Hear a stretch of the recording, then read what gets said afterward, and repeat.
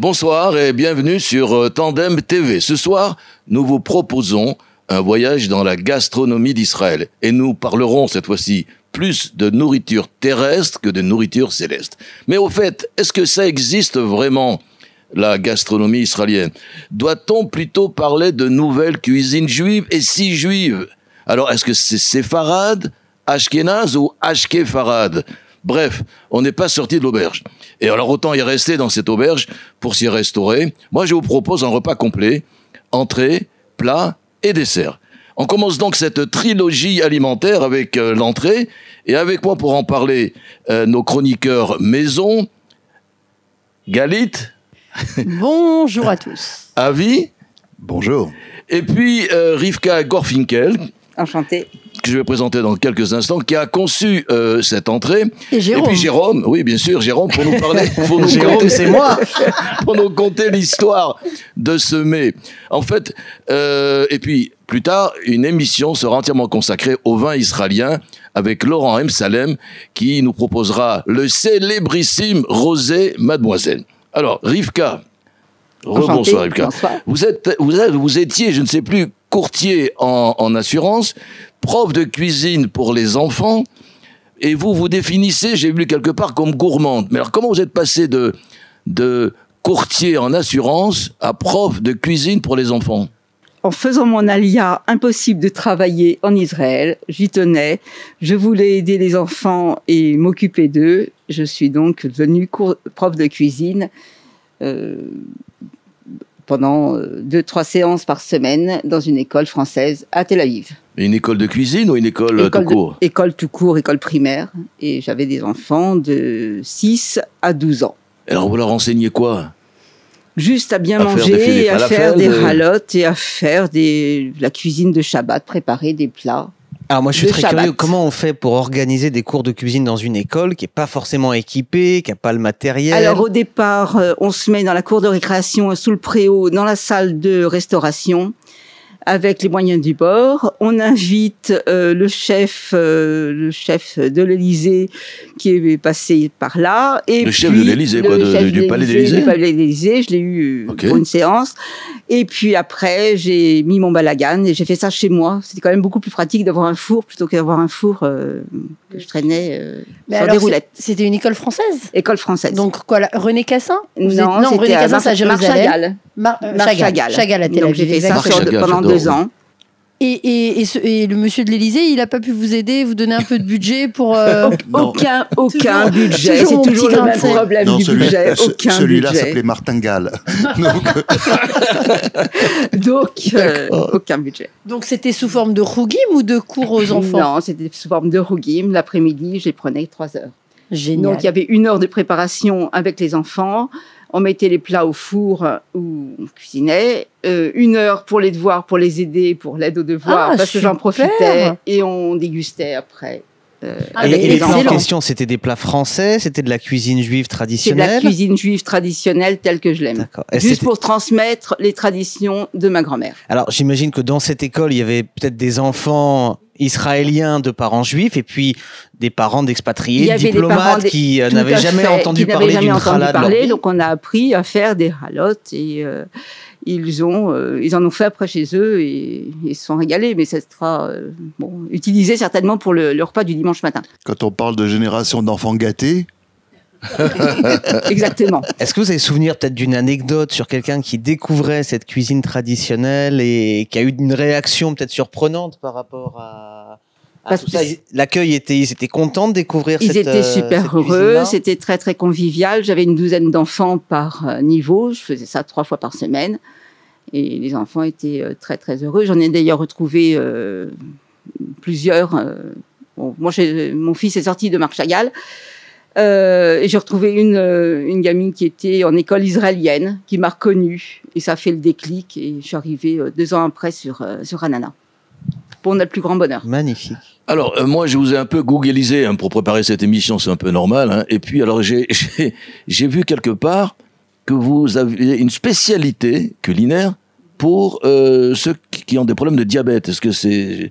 Alors c'est un petit peu ça, c'est pas une spécialité culinaire, je supprime le sucre de toutes mes recettes où je le diminue fortement parce qu'on diminue de 2 tiers les quantités On dit de sucre, glucose, tout ce qui est sucre. Tout ce qui est sucre, etc.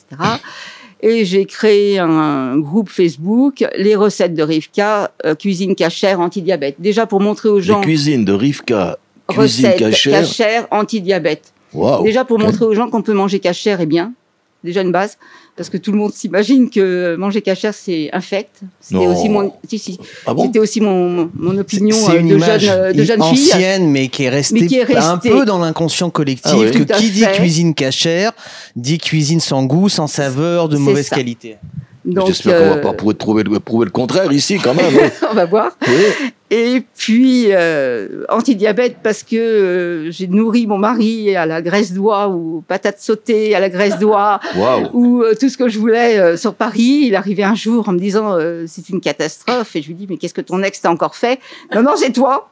J'ai du prédiabète. Bon, il a fallu prendre les choses en main et pour lui supprimer son prédiabète, effectivement, et lui faire baisser les taux. Vous n'avez pas écrit un bouquin là-dessus, non? Peut-être. Non, je n'ai pas écrit un bouquin. Je suis en train d'écrire un bouquin sur ma vie, mais pas sur ça.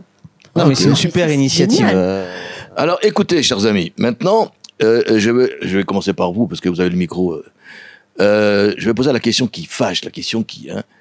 est-ce qu'il existe vraiment une cuisine israélienne?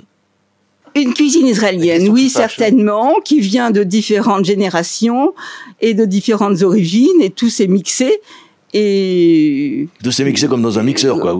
c'est un peu ça. Et la cuisine séfarade, ashkénaze, séfarade, tout ce qu'on veut. On mélange un peu tout et ça donne une cuisine israélienne, à mon avis.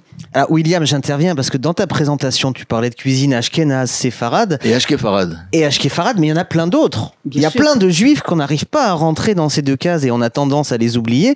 Si tu parles à un Égyptien, si tu parles à un Yéménite ou à un Irakien, Un Indien. ou un Indien ou un Chinois, il y en a Ouais, un alors, peu attendez, moins. mes amis, là, on met le doigt sur le, comment dire en hébreu, tsemaïnian, je vais le traduire en français, sur le fond du problème. Pour moi, donc, il y a plusieurs cuisines juives, mais il n'y a pas de cuisine israélienne.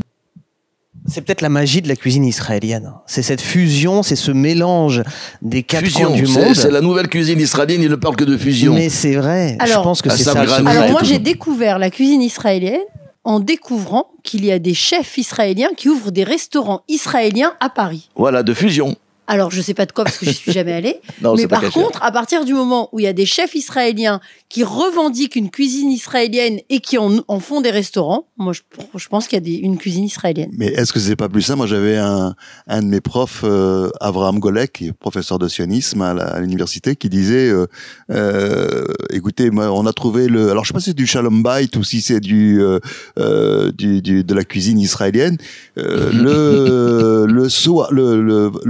Le vendredi, il faisait gefilte fish. Et le samedi, il faisait la Couscous, la dafina.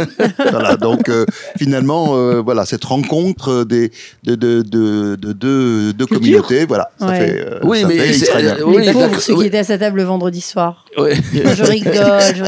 Mais pour répondre à ta question, Non, et mais moi, voilà, est-ce et qu'il y a moi, des- en tant que guide, j'ai des touristes qui me Ah. demandent c'est quoi le plat national israélien. Alors, Il n'y a pas de réponse, effectivement, Voilà. parce que Voilà. dans chaque famille, voilà. il y a ce mélange, il y a ces particularités historiques en fonction des origines des familles, et puis il y a ce mélange qui fait partie de la magie d'Israël, avec une grand-mère polonaise et un grand-père irakien, et un ashkénaze et un séfarade, et tous ces mélanges qui rendent effectivement chaque plat familial unique, et il y a effectivement énormément de plats nationaux israéliens, à part le houmous et les schnitzels qu'on trouve plus ou moins Alors, j'y dans arrive, tous hein. les frigos. Oui. Attention, le hummus, c'est pas israélien. Non. Le schnitzel, il est viennois. Wiener Schnitzel.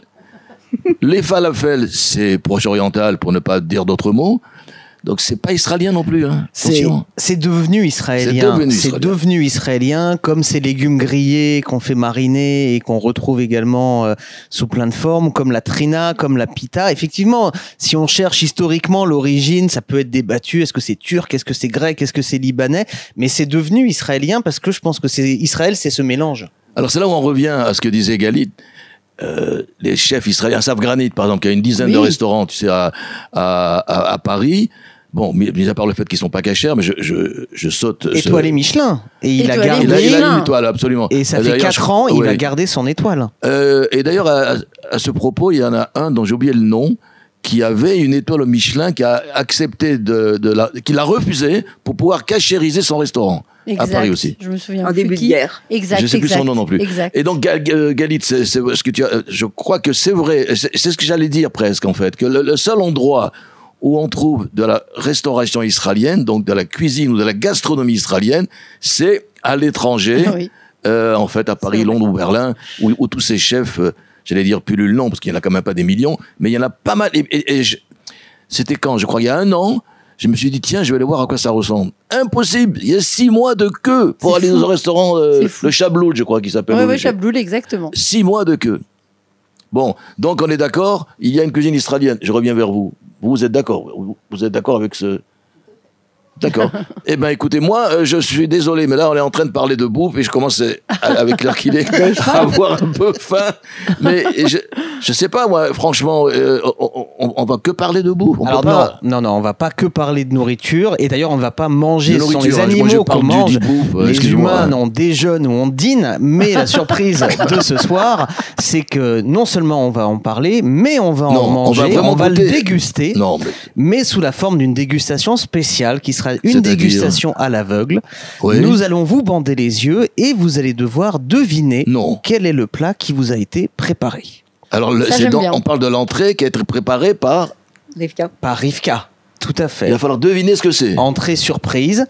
Et on se retrouve dans quelques instants pour faire cette dégustation ensemble. Eh ben, à tout à l'heure.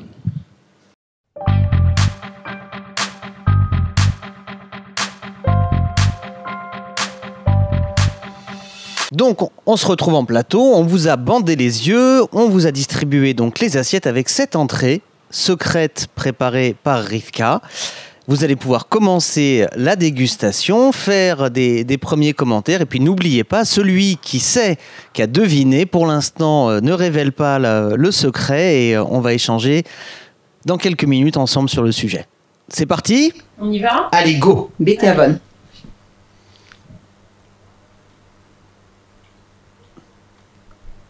Donc nous avons des ramequins, il y a une entrée principale, il y a des petits accompagnements tout autour. J'arrive même pas à prendre. Alors sans révéler énormément de choses, on peut dire que c'est un plat traditionnel, assez connu dans la cuisine juive. Ça, je sais ce que c'est. Alors, donc William pense avoir deviné. Galit, Non, je ne connais pas ce goût. c'est quelque chose que tu n'as jamais goûté de ta vie ? Je pensais que c'était du foie J'arrive même pas à... Je pensais que c'était du pâté de foie de volaille, à l'odeur. Mais non, ça sent pas ça. Et j'essaie de prendre d'autres bouchées, mais c'est pas facile. Alors Avi se débrouille très très bien parce que les yeux bandés, il arrive à attaquer l'assiette. Moi, j'arrive pas. Avi, est-ce que tu connais ce plat ? Ça, c'est pas séparade, hein, je vous le dis. Alors, un bon point pour Galit, effectivement, c'est pas une grande spécialité séfarade. Avi, est-ce que tu as déjà goûté ce plat dans ta vie ? Alors, j'ai voyagé en Europe centrale, J'arrive pas. Europe de l'Est, et il me semble reconnaître un petit peu ce plat, mais enfin, peut-être que je me trompe. Alors, on va enlever ce bandeau des yeux et vous allez pouvoir voir le plat que vous venez déguster. J'ai goûté de la carotte. Je l'enlève, on va retirer. Alors, Ah oui, Donc je dirais du gefilte fish. oui. Je serais presque d'accord. Moi, je dis que depuis, j'ai plus d'élu. Pourquoi presque ? on va découvrir ça ensemble tout de suite.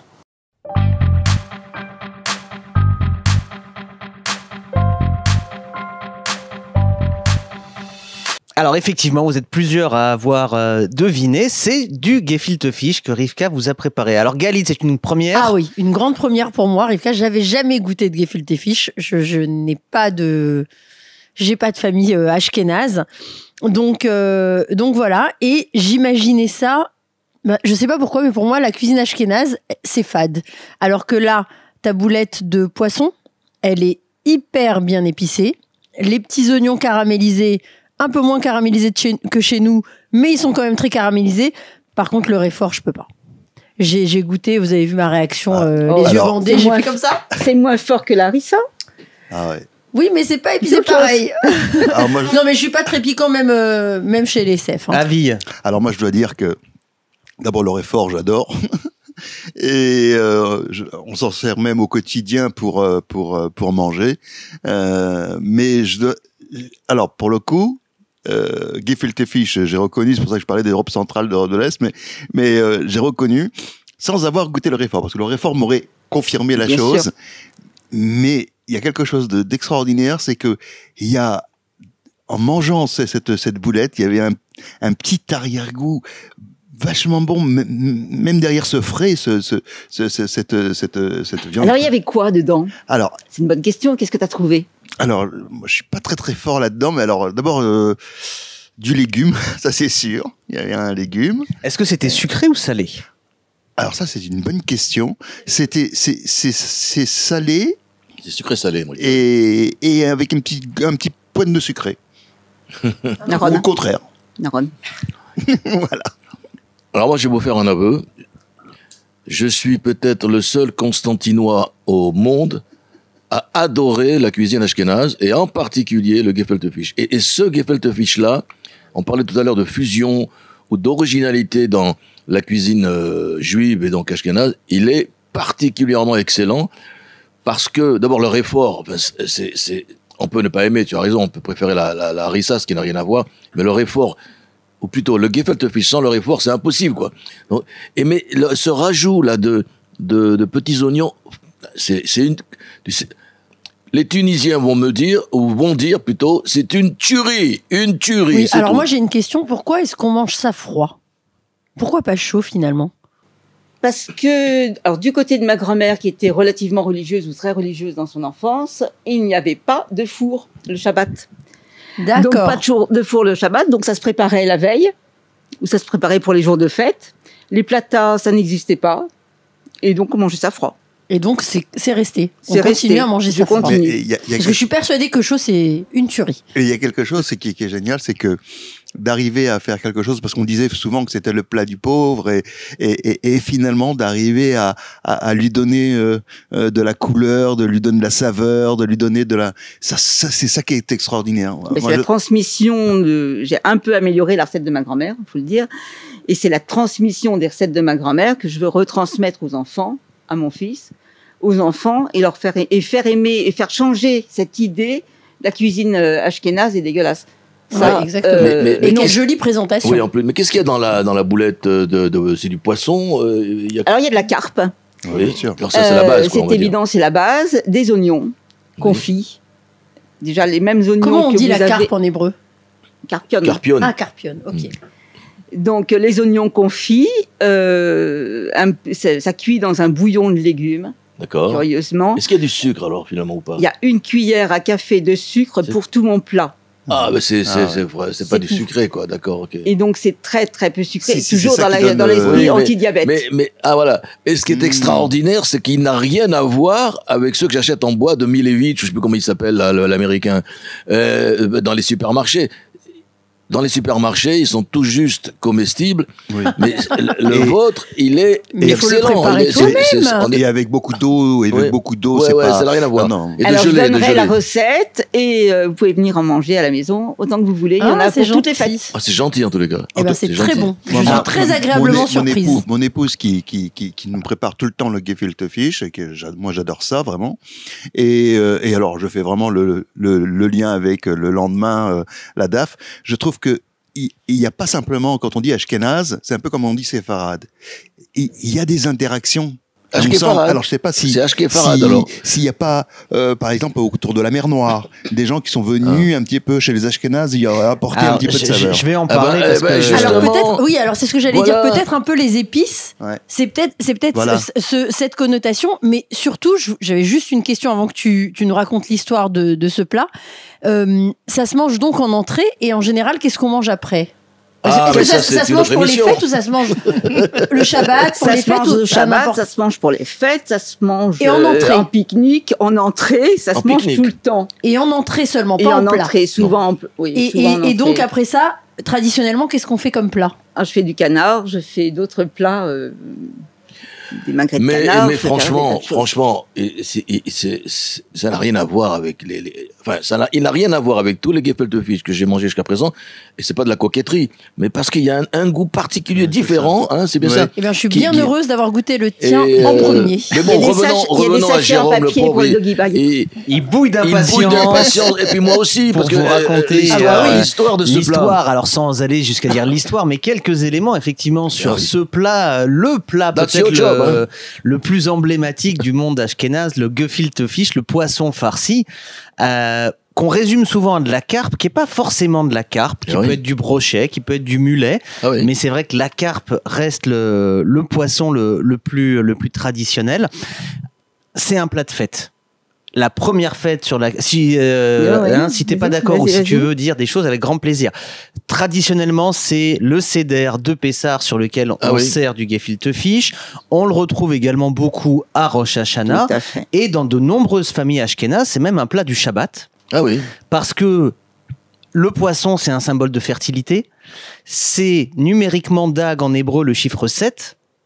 Qui colle avec le Shabbat. Donc c'est quelque chose qu'on retrouve énormément sur les tables ashkénazes de manière systématique. Il y a un roman d'Élise Goldberg qui est sorti en août 2023 et qui s'appelle « Tout le monde n'a pas la chance d'aimer la carpe farcie ». C'est dire à quel point, effectivement, chez les ashkénazes, ça fait partie de la tradition et du cœur de la tradition culinaire. Il faut savoir que pour Pessah, par exemple, les Israéliens achètent 6 fois plus de carpe farcie que le reste de l'année. Tous les Israéliens, tu veux dire. Sur le marché israélien, bien sûr, le ministère de l'Agriculture dit que les ventes sont multipliées par 6 au moment de Pessah par rapport au reste de l'année. Alors, la manière dont vous...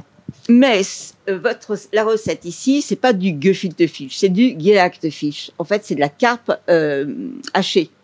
Le gefilte fish réel, c'est de la carpe farcie et qu'on fait cuire en gelée verte. Exactement. C'est comme ça que moi je le mangeais. Et c'est comme ça que je le mangeais petite. C'est autre chose. On servait le poisson entier. Avec plein d'arêtes. C'est le problème de ce poisson entier, c'est qu'il y a des centaines d'arêtes.